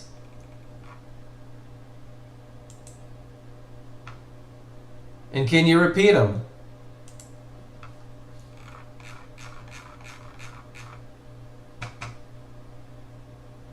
Ron is rocking. That wasn't Ron, that was Steve Diego. That was Steve Diego rocking full-blown momentum. And I'll tell you what, guys, he's done a lot of study on that one. Steve came to class and said, hey, Mark, guess what? I'm working on this trade. Can you help?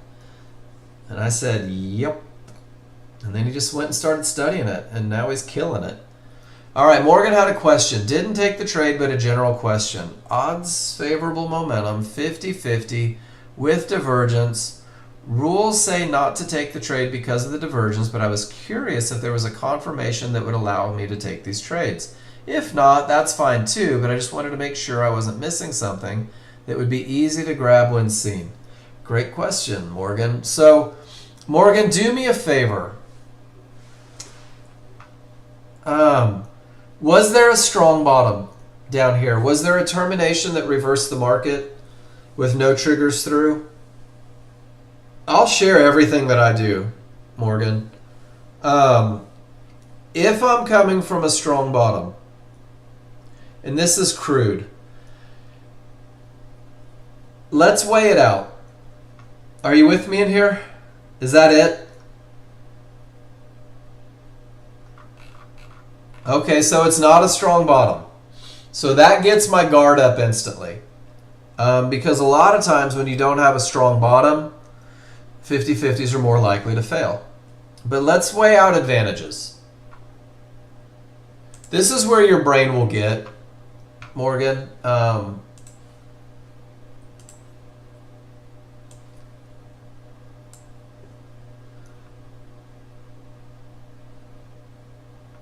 And so let's do this. If you had to rate that momentum look, 1 to 10, I'd say we're at least a 9, wouldn't you? That's a great momentum look. That's solid.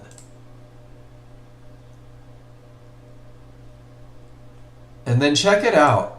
You also have momentum here. Small's outside of the large. That's a good look too, wouldn't you agree? So there's an up. The trend is up. Momentum is up. Momentum on both charts. And then there is, what is that, 77.93?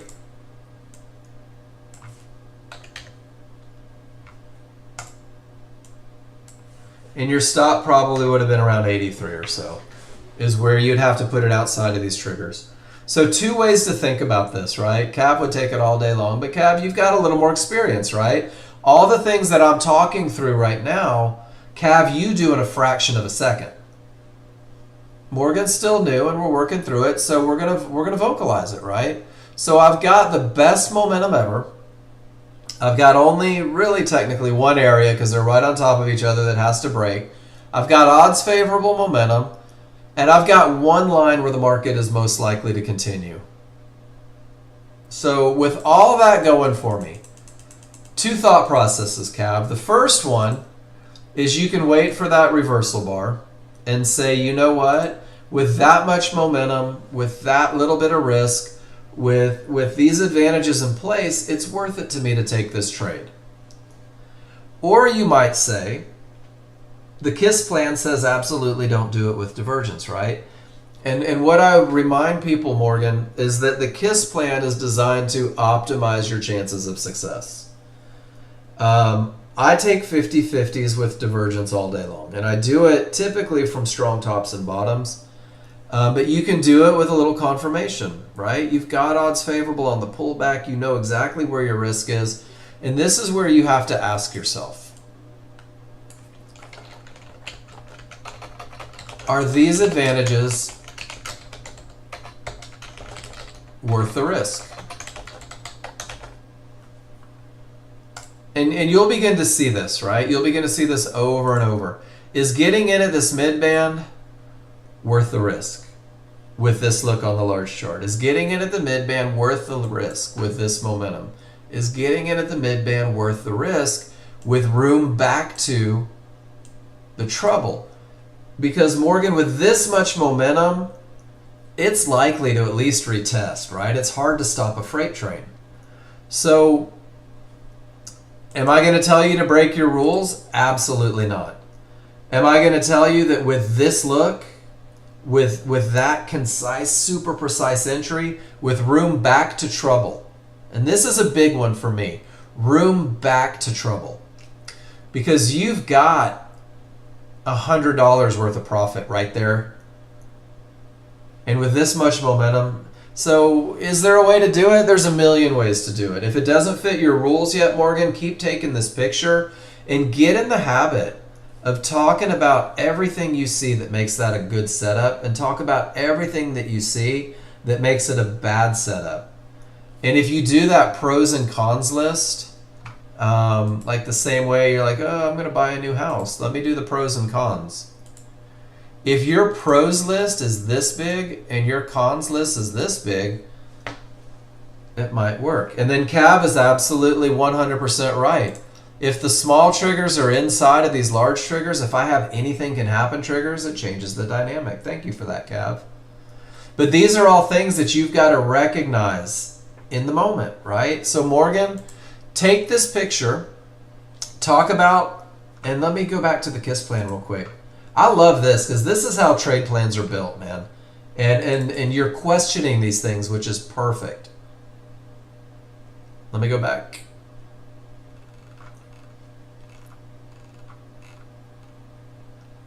So we didn't have the strong top or bottom, right? This is the best of the best. Odds favorable, momentum on both. So if I don't have the strong top or bottom and I don't have the strong triggers, I may not be willing, right? But with the odds favorable, with this, you'll begin to create this thing but you've got to do it. It's got to be consistent, right? So when you start to change your rules, you want your changes to be consistent. With odds favorable, momentum on both charts, I'll take a shot. That might be your first step into it. And as you develop your plan on 50/50s, what you might do is just pop over to Sim for it, right? Let me move over to Sim because I'm still learning stuff. Not a good bottom, Cav. Just a pivot from the middle of nowhere. Pivot from the middle of nowhere. You wait for confirmation. It's funny how much further you hold on Sim as you work on a management plan. I like that, Cav. I'm going to use that analogy. Think of your triggers like a 2-lane highway. When they start to come together, there's a crazy driver. I'm going to steal that from you. So not a strong bottom. And the short didn't work. I see that you took it. And then it turns around and gives you that momentum look, that pow. And as long as you're left to those triggers, man, you're getting paid. Nice job, Cav. Good luck. It's fun when you see experience come into play and how different these trades can be, guys. Don't be bummed that you're not catching them. Be excited that you will one day. Second higher divergence is a good look. All that momentum is a good look. Jeffrey Dean, there's your 3 divergences in the same price range. Cav gets in on the right side of price. Gap theory closes it. Gets in on the right side, takes the momentum back up. Nicely done, Cav. Double dipping. Guys, do you see how a 50-50 on the mid-band from the bad bottom? Gap theory. That's your first bounce point. And sure enough, it closes the gap right back to the synthetics. And Cav has seen this look, and with the divergences printing, he's like, oh, they're going up. Everything still says up. Let me capitalize. Nicely done, man. It's fun. Fun watching you guys get better. And then pull back.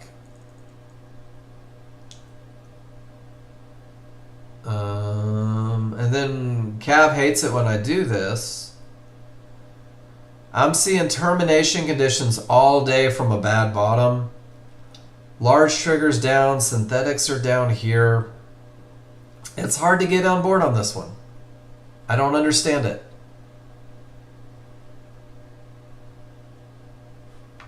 But I don't have to understand it. It's Cav's trade.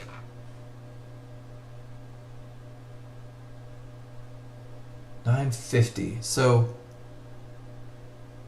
we're trading directly into resistance with all the triggers below. After a good top, no triggers helping. That's a tough trade, Cav. That is testicular fortitude provided courtesy of the simulator, I think. Perhaps. Maybe. Maybe not. But just pull back to the triggers doesn't tell me enough on why you would do that. I understand that your entry's there for sure, right? That's easy. I can see it. But why? Why did you break these rules? And Cab, you're not obligated to tell me. You've got your plan. Odds favorable, clear path. Oh, holds on a little bit bigger. Another quick 250. I know it does, Cav. But because this is a teaching room, when you're trading directly in determination conditions with nothing that makes any sense visually, it's all right to tell us why, right? Otherwise, it's just me going, holy shit, Cav, that's terrifying. Because it's a termination, it is odds favorable, it's a bad bottom, it's large triggers down, small triggers down, trend is down, synthetics are offering absolutely nothing, and fibs held like a mofo. Well, there is no thought process, that's what I was saying. Don't try to do what he does because you have absolutely no idea what he's thinking about this. And then Morgan, 250. Boom, boom, boom. Do that 4 times a day. You're going to be the richest 25-year-old on the block. Nicely done, Morgan.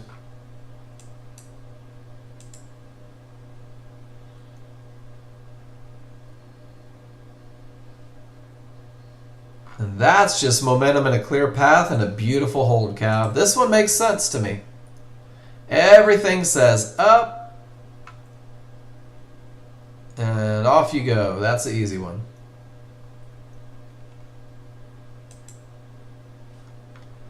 Miss Cindy.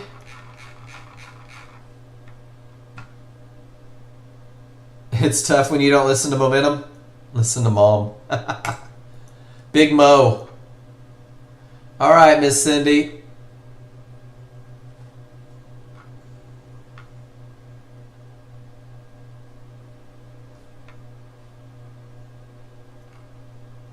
You know what, and I'm certainly not suggesting that you have to. There's a weak top, right? Small triggers are still up. Synthetic triggers are still up. And every trigger that you have is above every area. You too, Cav. Great trading today, man.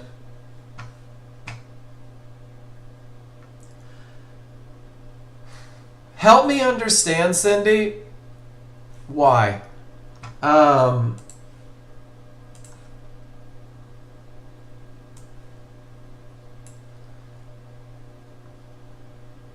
Because you say strong triggers here, right?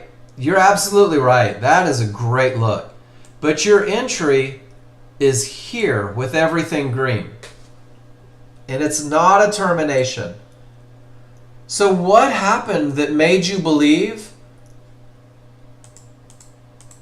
that all of this support was going to somehow break for you?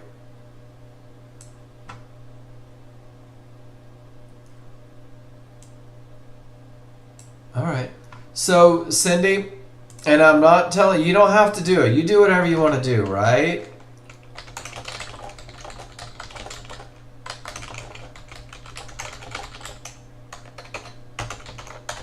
What are your rules? Which triggers? The range chart? So why bother with this one that fights everything? Why bother with this one that has all the triggers above support? Why don't you just trade a range chart? Why are you wasting so much time with other charts?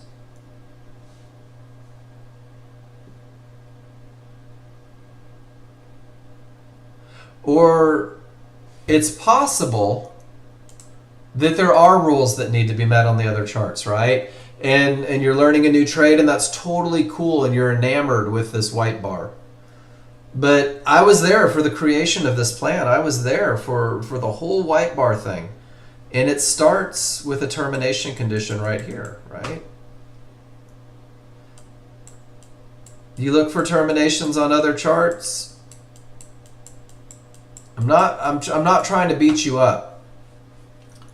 So what this is letting the range chart lead the way. How do I know this? Because when my brother was coming up with this, before he started teaching it and he was just practicing it, I had to sit on the sidelines and watch him get the ever-loving crap kicked out of him 1,000 times by not letting the large chart lead the way. And that's why it came up to, it starts with a termination condition, right? And it's the termination condition, if there's one here, that increases the likelihood. It's that termination on the large chart. That should be the reason that you're looking for a white bar. So the reality is Cindy, I want you to see this because this is pretty cool. You'll dig this.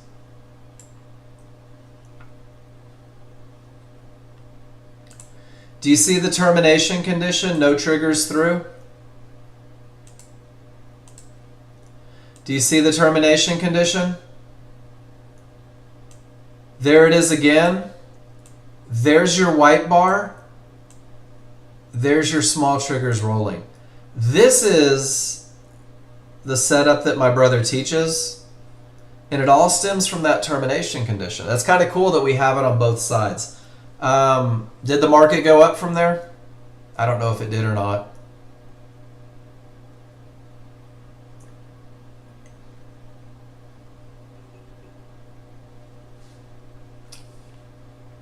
Even, no. Odds favorable. Just something. I don't know. Write your rules for the trade on there. You have odds favorable. You have strong. And that's the one. The large chart's the one that gets me here. There's so many termination conditions without momentum. Even waiting for this little giddy up where the smalls start to break, it's the same pattern, up, down, up, down. Let it break. I'm just trying to think of advantages. And I know that you're piecing it all together, but I have to point out what I see. And I know that plan, I know that trade begins with a termination condition. That's how the rules are written. And how the rules were taught in his class was that it began with a termination condition. All right, Andy. Strong bottom.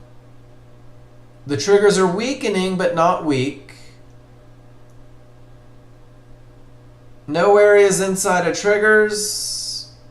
How did you pick your entry? I always loved it. How did you pick your entry? Did you just wait for it to start going back up? Which is cool. Just jumped in.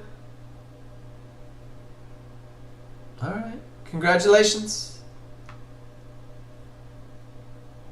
Where was your stop? Down here around 95.50, outside of the correction point?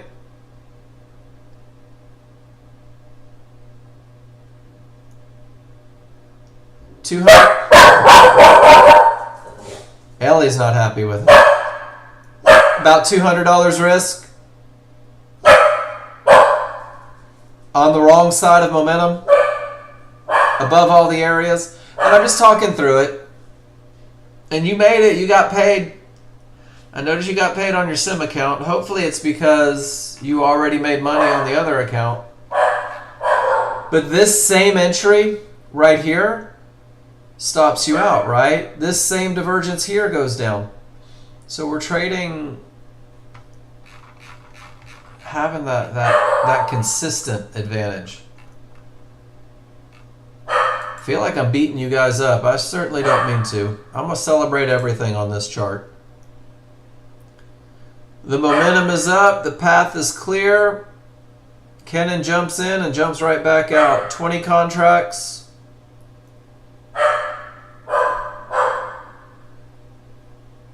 11 ticks each.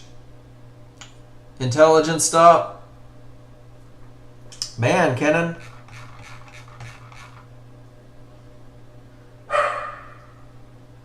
That's a quick $2,000. Go play golf. Nice trade.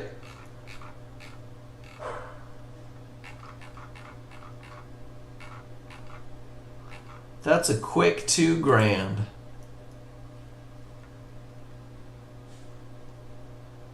Paul, odds favorable.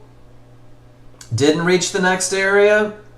Because of divergence, you choose to wait for the confirmation bar. Out at trouble. Get paid again. Beautiful. I love this right here. Can oh my gosh, I want to say this. And Morgan, this is a good one for as you develop those 50-50 plans, right?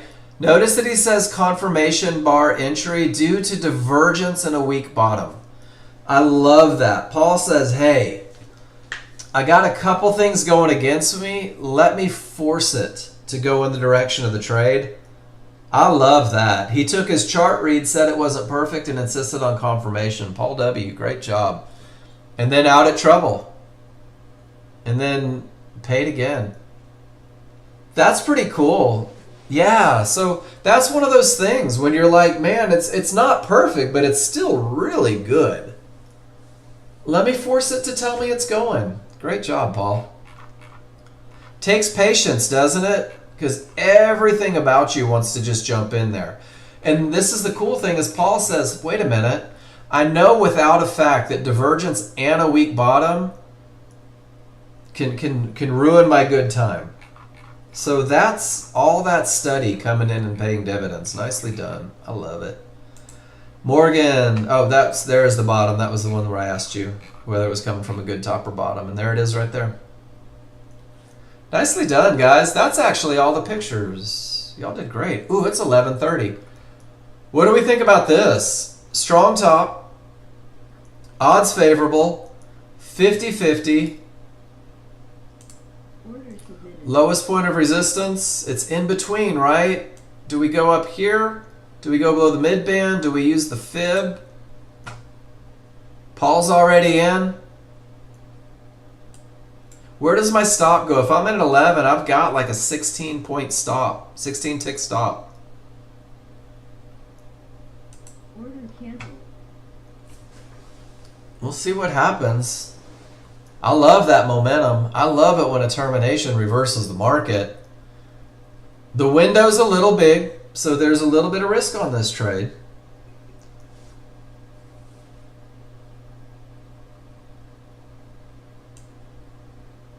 Right? So is it going to go fibs, mid-band, or one-to-ones inside of triggers, guys? Your window of opportunity, that's the only one inside of inside of a trigger. But these are caught in the middle before the second correction point. So the stop, 26, that would be the stop. If you're following the KISS plan, if you're putting your stop where the market shouldn't go, that would be where your stop goes. Unless you got a reversal bar. And then if you waited for confirmation, then you could have a sell stop. Make sure you have all these. You could have a sell stop waiting for confirmation because you still have room to your target. Is everyone with me so far? So if I'm not sure where it's going to go from, I might say I'll make them go in the direction of my trade. And it's totally up to you. There is no right or wrong. What's my cost of confirmation? It's $100. My cost of confirmation is $100 on crude oil.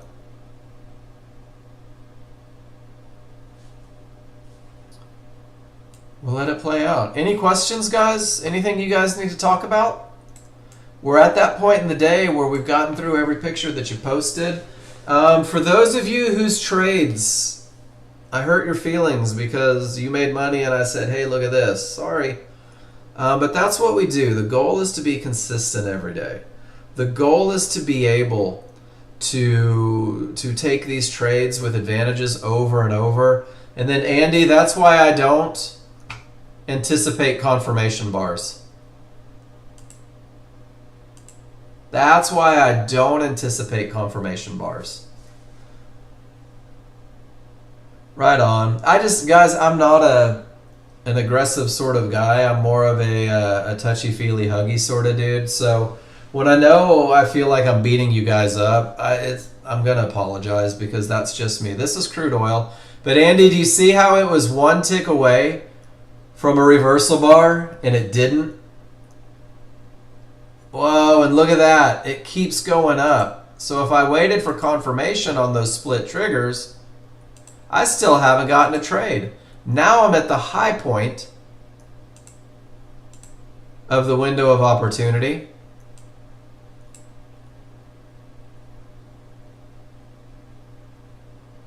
And we'll see what happens. If it's going to go, we're at the top of the range. Isn't that kind of crazy? It's not the perfect trade. We've reached the only area inside of favorable large triggers right now, guys. We've reached the only area on my chart inside of favorable large triggers. Let's see if they bounce from there. I'm insisting on confirmation to enter this trade.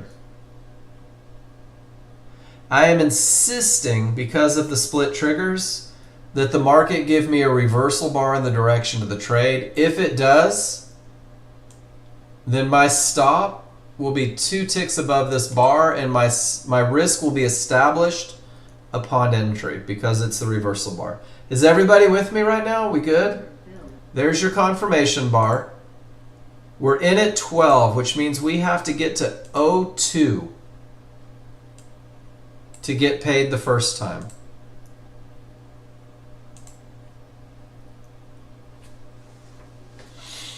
Is it a high probability trade? What do you think? Of course not. It's odd that it bounced right off the area inside of triggers, though. The only area inside of triggers. Guys, waiting for confirmation doesn't guarantee a win.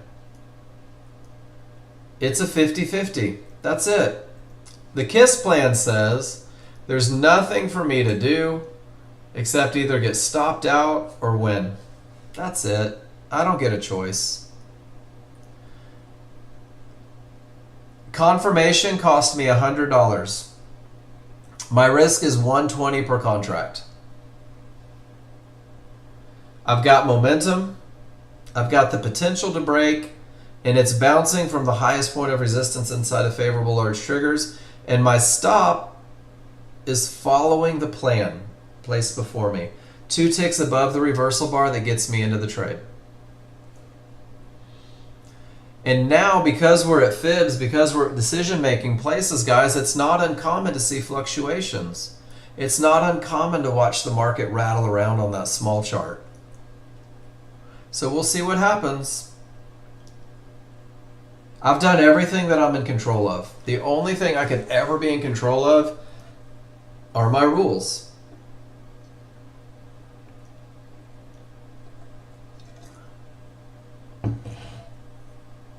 We use the idea of a confirmation bar on this one just to illustrate.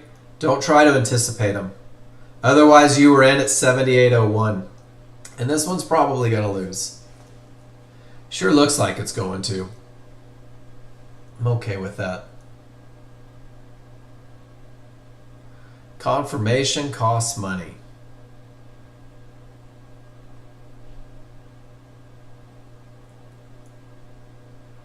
What do you guys want to talk about?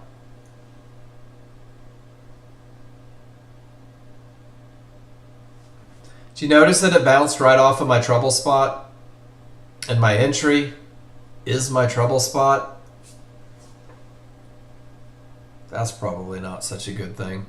This is what simulator's for, though, guys. You got to go through. There you go. They got us. You got to go through. You got to make these. You got to take these. You got to talk about these. What were the advantages? What were the disadvantages? 2 correction points. is a disadvantage. And it still may go down. Who knows?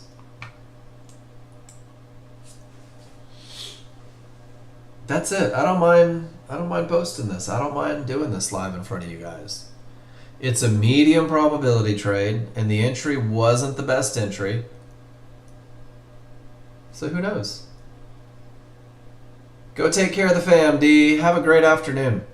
So now we're waiting for the next one, right? That's it, Jeffrey. That's all we're doing. I literally talk to myself out loud. I think I scare the dog. I will literally just start walking myself through it. What do I see on my large chart?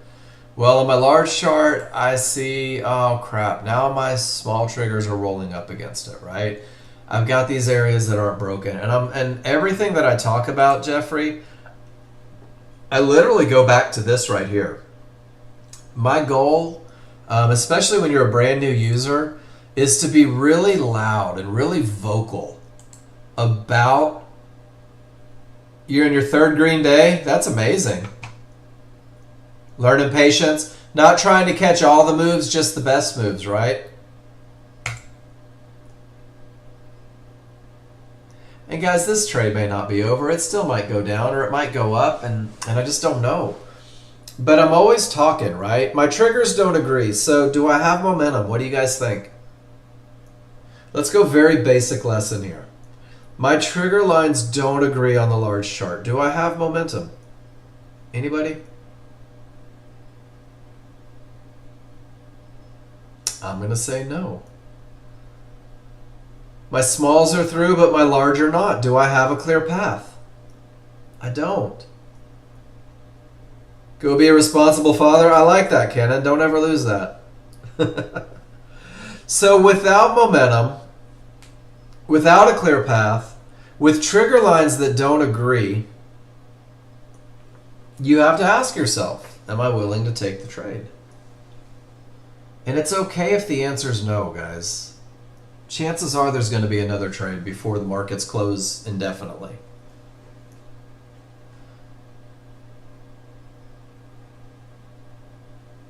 Pretty sure the market's not just going to stop moving right now. So it might. Who knows? One of the things that I see a lot is people getting married to trades, though. Because over here, they're like, man, look at that odds favorable clear path. I can't wait to take the trade. And then it does this, and they don't talk themselves through it again. They don't talk themselves through what they're seeing the second time. They just get married, and then you're like, it's a short, it's a short, it's a short, it's a short. And 4 or 5 trades later, it's a blown out account. High probability, you may have to take trades twice, guys. Medium probability, it's all right to let it convince you, right? And so for me, to take another shot at this trade means that my small triggers have to roll. And then I start looking for one of those momentum style continuation entries. And you'll catch that as you grow a little bit. And then Paul, your charts always look a little different. So it'll be interesting to see what yours looked like here. And thank you for not having the huge gap. Odds favorable, right? 50-50. Lowest point of resistance, and you still got paid on one of them. I love that. You still made money on 3 of those and left 1 on. That's what I'm talking about. Great entries. Great entries. $300, guys, and the trade failed.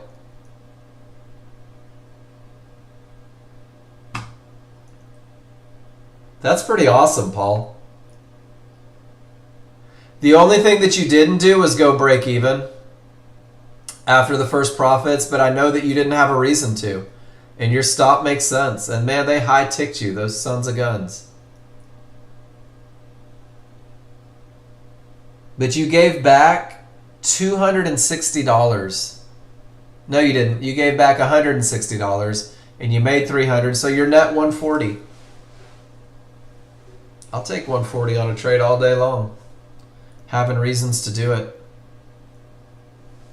When I start trading those 50-50s though, I'm in, I'm out, I'm break even. I can always re-enter. I can always re-enter. And that'll be that next step, right? Because, Paul, you could have totally re-entered on a reversal bar. You could have totally re-entered higher. And it's still just crazy right in the middle. I love your management, Paul. That is heads up, great entry, get paid. Remember when I said sometimes you'll even get paid on the reversal bar? Paul got paid before the reversal bar ever printed. Absolutely beautiful. No, you had reasons to hold that one. Without a doubt you did. And guys, look what's happening on the small chart. You're witnessing the fight between buyers and sellers right at key areas. When we talk about decisions being made at key areas, when you see these lines, when you know whether they're broken or not broken, it creates such a huge advantage. Such a large advantage. Because you can say to yourself, man, if the triggers aren't through, it's not perfect, right? Paul took a shot, got paid. We took a shot with confirmation, didn't work. And guys, now there's divergence printing. The triggers are up. It's right into resistance. This is that patience. This is that go make a sandwich look. So, that's good stuff. What do you guys want to talk about?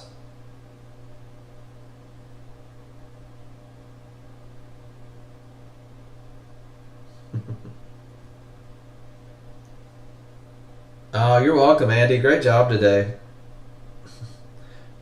My wife, we spent the weekend in Austin. My wife is sending me houses in Austin right now. We got to go back. We got to go back.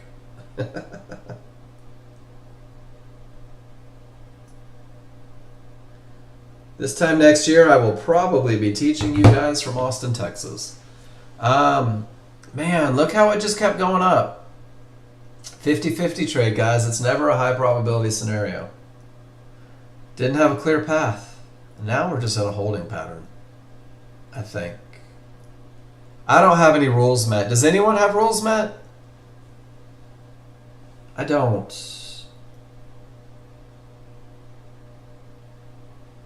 So I'm obligated, right, to sit on my hands and do nothing. Did anyone ever make money not being in a trade? No. Did anybody ever lose money not being in the wrong trade? No. There's two sides of every coin, guys. I would rather be in a trade feeling like I have advantages. I would rather be willing to lose because the advantages are there, rather than hoping I win when the advantages are not. And that's just kind of what trading is, guys. Sometimes there's not a damn thing to do.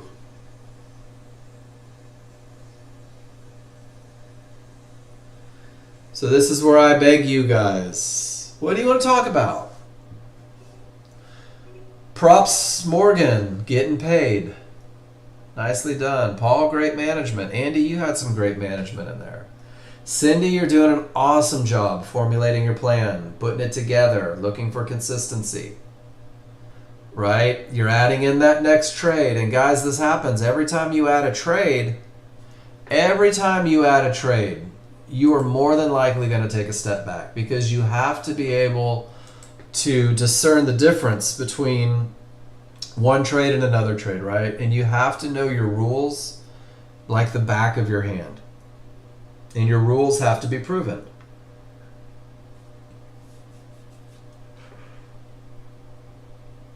Where is my picture? I lost it.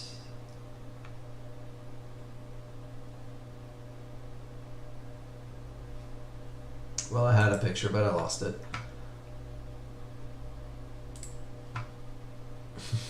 Everybody's so quiet. So I'll do this one for you guys that are working on adherence to rules. Any of you guys that spend any time over in Traders Chat have seen Siva? He came up with this probably 17 years ago, 15 years ago. And all it is it's a fun little way to try to remember to follow your rules. Missing good entries, entering late, exits for no reason, moving stops, exit late, giving up profits, trading against direction, trading against areas. And there's a penalty. It's like a penalty box for you guys that played hockey, right? And it's saying, I am so convinced that my rules create my advantage that when I break them, I'm going to do this. When I break my rules, I'm not going to justify it through annotation. I'm not going to say, well, I won. And he would literally pull himself out of the market. And I thought that was pretty cool because if nothing else, it reinforces the importance of having rules.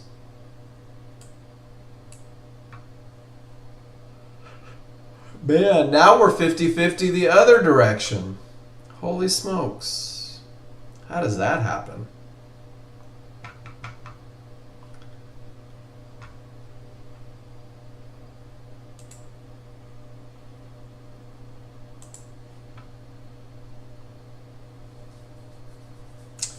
All right, guys, we're going to call it.